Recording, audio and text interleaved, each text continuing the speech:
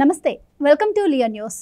ఆంధ్రప్రదేశ్లో land titling యాక్ట్పై అక్కడ ప్రజలు ఎంత ఆందోళన చెందుతున్నారో మనందరికీ తెలిసిన విషయమే.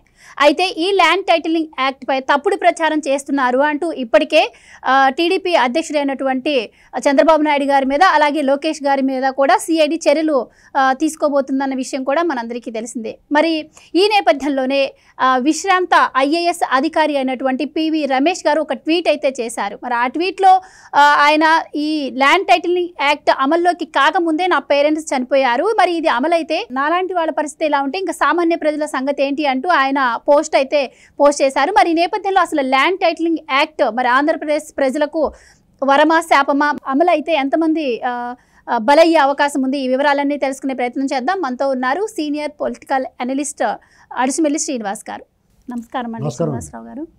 సో ల్యాండ్ టైటిలింగ్ యాక్ట్ అదేంటి అని చెప్పి అసలు ఎవరికి అర్థం కాని నేపథ్యంలో మరి టీడీపీ అయితే దాని గురించి వివరంగా వివరించే ప్రయత్నం చేస్తుంది. ఈ నేపథ్యంలోనే మరి చంద్రబాబు గారికి కావచ్చు, ఆయన కుమారుడు లోకేష్ గారి మీద ఇప్పటికే సిఐడి అయితే యాక్షన్ తీసుకోబోతుందని చర్యలు అయితే వస్తున్నాయి. మరి ఈ నేపథ్యంలో మరి ఈయన పెట్టిన పోస్టు ఎలా చూడొచ్చు అంటారు? మరి ఒక ఐఏఎస్ అధికారి పరిస్థితి ఎలా ఉంటే ఇంకా సామాన్య ప్రజల సంగతి ఏంటంటారు? ఒక అక్రమ చట్టం, ప్రజలకి పీడించుకు తినే చట్టం, డెఫినెట్గా కొన్ని మెరిట్స్ డిమెరిట్స్ ఉంటాయి. ఏ చట్టం చేసినా ఏదో ఒక ఉద్దేశంతో చేస్తారు, కానీ అందులో డిమెరిట్స్ ఎక్కువ ఉన్నాయనుకోండి. అంటే కొన్ని చట్టాలు చూడటానికి బాగున్నట్టు అనిపిస్తాయి. ప్రభుత్వం గ్యారంటీ ఇస్తుంది కదా భూమి అంటాడు. ప్రభుత్వం గ్యారంటీ ఇచ్చేది ఇప్పుడు ఈ ప్రభుత్వం అమరావతి రైతులను ఏం చేశారు? మీరు ప్రభుత్వం గ్యారంటీ ఇచ్చింది, ఎంత ఇబ్బంది పెట్టేశారు? 5 ఏళ్ళు ఏమైంది? ఆ షరీఫ్ గారు సెలెక్ట్ కమిటీకి పంపించకపోతే సిఆర్డీఏ చట్టం పటిష్టంగా ఉన్నా సరే దాన్ని ఇబ్బంది పెట్టి నువ్వు మార్చేసావు కదా. షరీఫ్ గారు సెలెక్ట్ కమిటీకి పంపకపోతే అవుట్. అమరావతి అనేటువంటిది ఇవాళ దాన్ని మొదలష్టం ఆలోచన చేయలేదా? ఇప్పుడు భూమి పత్రాలు తరాల నుంచి అడంగళ్ళు భూమి పత్రాలు ఉంటాయి కదా, అది కొంచెం కష్టమై ఉండొచ్చు. రెవెన్యూ రికార్డ్స్ దాన్ని మెరుగుపరచాలి, అంతేగాని చేతగాక దాని ఇలాగ ప్రభుత్వం పేరు ఉంటుంది, జిరాక్స్లు ఇస్తాం, దాని మీద ఫోటో ఉంటుంది. ఏంటిది దరిద్రం? ఇది చాలా పొరపాటు. ఇది పెద్ద చర్చ చేయాలా, ప్రజల ఆమోదం పొందాలా. నీ బుర్రలో పుట్టింది లేకపోతే ఎవడో చెప్పాడని చెప్పి చేసేస్తే బీజేపీ చేసింది, అది ఎన్డీఏ చేసింది. ఎన్డీఏ చేత మిగతా రాష్ట్రాలు ఎందుకు అమలు చేయట్లేదు? నీకు అంత తొందర ఎందుకు, ఆత్రం ఎందుకు? దీన్ని వెనకాల కుట్ర. మళ్ళీ అధికారంలోకి వస్తే కనుక మొత్తం దొబ్బేద్దాం, అది తాకట్టు పెట్టేద్దాం. అందరూ బాధితులు అయిపోతారు, అందరూ బానిసలు అయిపోతారు అన్నమాట. రాజ్యాల్లో పడవ నడిపి వాళ్ళు ఉండరు, తెడ్లేసి వాళ్ళు పడవ సినిమాలో గట్రా చూసుంటారు మీరు. కోడలు ఇచ్చి కొట్టేస్తూ ఉంటారు. ఇప్పుడు మన స్పీడ్ వెళ్ళాలనుకోండి, మీరు బండి మీద యాక్సిలేటర్ ఇస్తారు, స్పీడ్ వెళ్తుంది. ఆ తెడ్లేసి వాళ్ళు స్పీడ్గా వేయాలనుకోండి, కోడ ఇచ్చి కొట్టగారు మళ్ళీ స్పీడ్గా వేస్తారనమాట. అలా చేసేద్దామని చూసాడు. దాని ఉద్దేశం అదే, ఫెయిర్గా ఉండదు ఏదండి. ఆ ఐఏఎస్ ఆఫీసర్ గారు పివి రమేష్ గారు చెప్పాడు, వాళ్ళ తల్లిదండ్రులకు సంబంధించిన ఆ ల్యాండ్ మ్యూటేషన్ కోసం ఆయన ఇబ్బంది పెట్టేస్తున్నారంట. ఆయనే గింజుసేస్తున్నాడు, దాన్ని ఏం చేయాలో తెలియక. ఏకంగా చంద్రబాబు గారు రీట్వీట్ చేసాడు, దాన్ని ట్యాగ్ చేస్తా. ప్రజలు ఆలోచించుకోవాలా. ఇది వాళ్ళు ఏదో చెప్తారు, పైగా ముందేమన్నాడో ఇది దేశంలో ఒక అద్భుతమైన చట్టం చేసామని చెప్పాడు. తర్వాత మళ్ళీ ఇది మేము చేయలేదు ఎన్డీఏ చేసి అంటే వాళ్ళకి ఇది ఏదో తేడాగా ఉందరా బాబుని భయం వేసి మళ్ళీ మాట మార్చడానికి చూశారు. ఇది ఎన్డీఏ చేసింది మాకేం తెలియదు, దుష్ప్రచారం చేస్తున్నారు. దుష్ప్రచారం చేస్తాం ఏంటి? ఖచ్చితంగా అందులో కాదు, నువ్వు దాన్ని సరిదిద్దుకోలేని తప్పు మీది.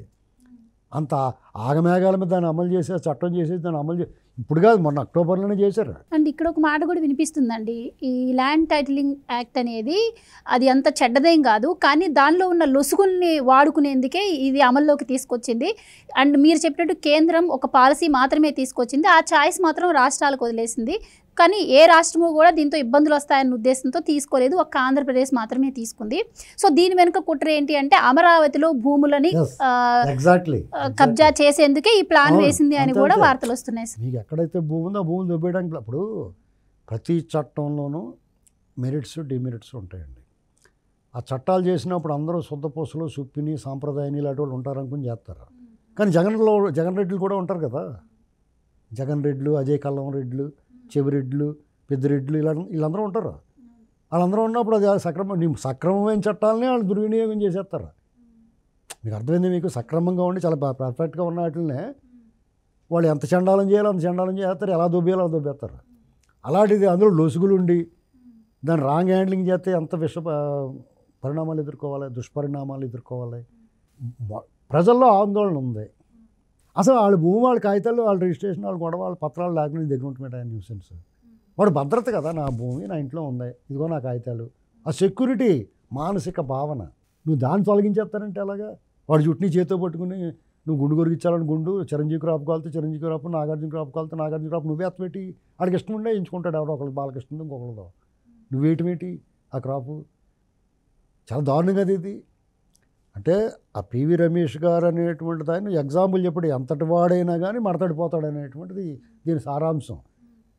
ఇది జగన్మోహన్ రెడ్డి గారికి ఈ 5 సంవత్సరాలు చేసిన పరిపాలనలోని దారుణాలు, అక్రమాలు, అరాచకాలు, డే లైట్ రాబరీ, పట్టపగల దోపిడీ, ఇసుక మద్యం పాలసీలు, సిపిఎస్ రద్దు లాంటి హామీలు విస్మరించడం, ప్రత్యేక హోదాను వదిలేయటం, పోలవరాన్ని పడకేయటం, అమరావతిని నాశనం చేయటం, ఇవన్నిటిని మించి ఈ ల్యాండ్ టైటిల్ యాక్ట్ ప్రజలకి అలా పట్టేసుకుని తేలిపట్లాగానే.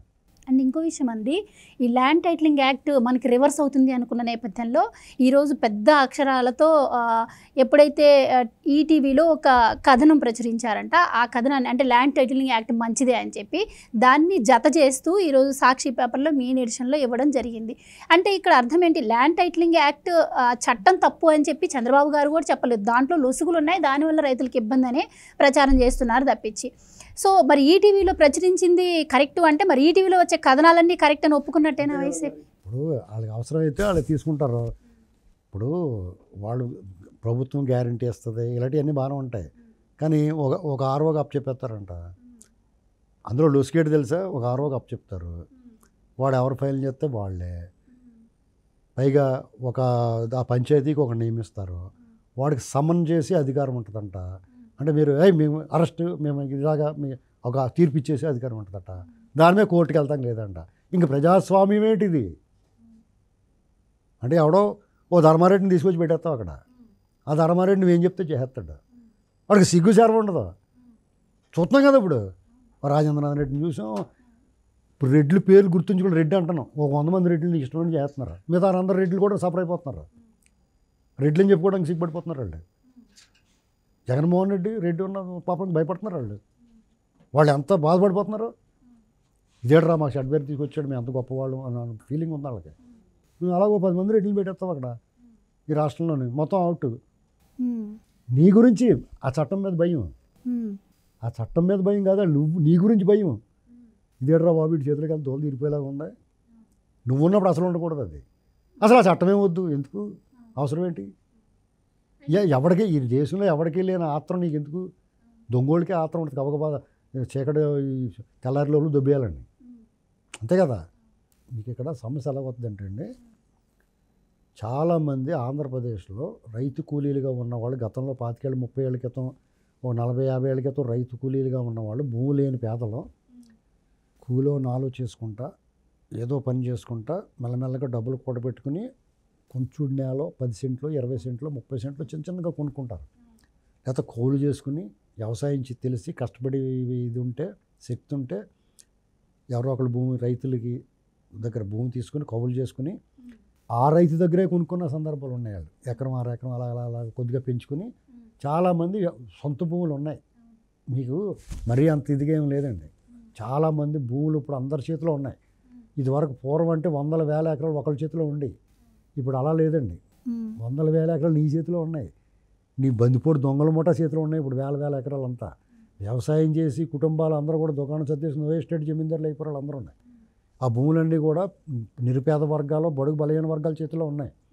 ఇది అతని సమస్య. ఇప్పుడు నీకు ఒక 60 ఎకరం లేకపోతే ఎకరం ఉంది, కష్టపడి సంపాదించుకున్నావు. ఆ భూమి మా దగ్గర ఉంటుందిరా, నువ్వు వచ్చి మామూలుగా పనిచేసి వెళ్ళు అన్నాడుకో, అయినా సరే పర్లేదులే అనుకుంటాడు. కానీ ఆ భూమి నువ్వు తాగడెట్టేసుకుంటే, నువ్వు ప్రభుత్వ ఆస్తులు తాగడబెట్టేసుకుంటున్నావు, కార్పొరేషన్ల నుంచి తన లోన్ తెచ్చేసుకుంటున్నావు, ఇన్ని రకాలు చేస్తున్నప్పుడు నువ్వు ఈ భూమి పెట్టుకోమని గ్యారంటీ ఏంటి? ఎవరిస్తారు గ్యారంటీ దీనికి? భూమికి నువ్వు ప్రభుత్వం గ్యారంటీ ఇస్తున్నావు, నువ్వు దీన్ని తాకట్టు పెట్టుకోమన్న గ్యారంటీ ఎవడిస్తాడు? ఇవన్నీ గొడవ ఎందుకున్నా మాకు అసలు నిన్నే మార్చేస్తాం అనుకుంటున్నారు వాళ్ళు. అంతే సింపుల్. అది వాళ్ళు పీక్ చుట్టేసుకుంది అతనికి. దాంట్లో బయటపడలేక చేతగారి దద్దమ్మలు చేసే పని బాబు గారి మీద లోకేష్ మీద సిఐడి నమోదు చేసిందట. తోలు వలిచేస్తారు మీది రేపు గవర్నమెంట్ మారిన తర్వాత. ఆ అత్యుత్సాహం చూపించిన అధికారులు ఎవడున్నాడో వాళ్ళు దోలు తీరిపోద్దండి. ఇంకా సిగ్గులేదా మీకు కేసులు పెట్టడానికి? ఎవరి మీద పెడతావు? ఆపద్ధరం ప్రభుత్వం చెప్పింది చేస్తావు నువ్వు. తప్పు కదా ఇది. మీరు దుష్ప్రచారం చేయట్లేదు, మీ ఇష్టం అయినట్టు చేయట్లేదు. అండ్ ఇంకొక విషయం అండి, దుష్ప్రచారం అంటే గుర్తొచ్చింది.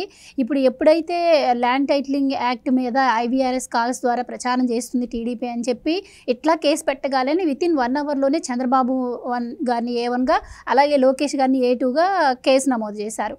కానీ ఎప్పటి నుంచో మరి వృద్ధులు చనిపోయారు, సిఎస్ పటిష్టమైన ఏర్పాట్లు చేయకపోవడం వల్ల అని చెప్పి టీడీపీ ఎప్పటి నుంచో కంప్లైంట్ అయితే ఇస్తూ ఉంది ఈసీ. కానీ దానిపై ఇంతవరకు కూడా చర్యలు తీసుకున్న పరిస్థితి లేదు. ఎలక్షన్ కమిషన్ కూడా దున్నపోతులాగా దున్నపోతు మీద వాన కురిసినట్టు ఉంది. వీళ్ళందరికీనండి రేపు ఎన్నికల ప్రక్రియ ముగిసిన తర్వాత ఇలాంటి వాళ్ళని ఫస్ట్ కోటింగ్ ఇవ్వాలి. వాళ్ళకి మామూలు శిక్షలు కాదు, చట్టం పరిధిలో శిక్షిస్తూ ఉంటున్నారు. వాళ్ళు ఈ సమాజంలో వాళ్ళని దోషులుగా నిలబెట్టాలి. ఈ సమాజం వెలివేసేలా చేయాలి. ఇదిగో వీడు పోస్టర్ నిలువెత్తు పోస్టర్ వేయాలి. వీడు కులం చూసాడు, మతం చూసాడు, ప్రాంతం చూసాడు, డబ్బులు తిన్నాడు, ఇలాంటి తప్పుడు పనులు చేసాడని ఒక పోస్టర్ వేయాలి వాళ్ళ మీద. వాళ్ళు ఇంటి పక్క వాళ్ళు ఇంట్లో వాళ్ళు కూడా అసహించుకోవాలి. వాళ్ళు మనలో తిరిగేస్తున్నారు. వాళ్ళు మనలో తిరగనివ్వకూడదు. వాళ్ళని పక్కన పెట్టాలి. వాళ్ళందరూ ఖచ్చితంగా పని చేయాలండి. వాళ్ళకి బుద్ధి ఉండద్దండి. రాష్ట్రం సర్వనాశనం అయిపోయింది. ఇంకేం చేద్దాం అనుకుంటున్నారు ఆ రాష్ట్రం వీళ్ళు? మళ్ళీ దీనికి సంబంధించి వాళ్ళు మెట్ల దగ్గర కట్టల పావులు, ఉపసం ఆయాసం ప్రొఫెసర్లు వాళ్ళు మళ్ళీ లైన్లోకి వచ్చేస్తారు. సిగ్గులేదు వీళ్ళు ఎవరికైనా. వీళ్ళందరూ యాంటీ సోషల్ ఎలిమెంట్స్ అంటే వీళ్ళందరినీ అవాయిడ్ చేయాలి అర్జెంటుగా. Right sir, thank you so much.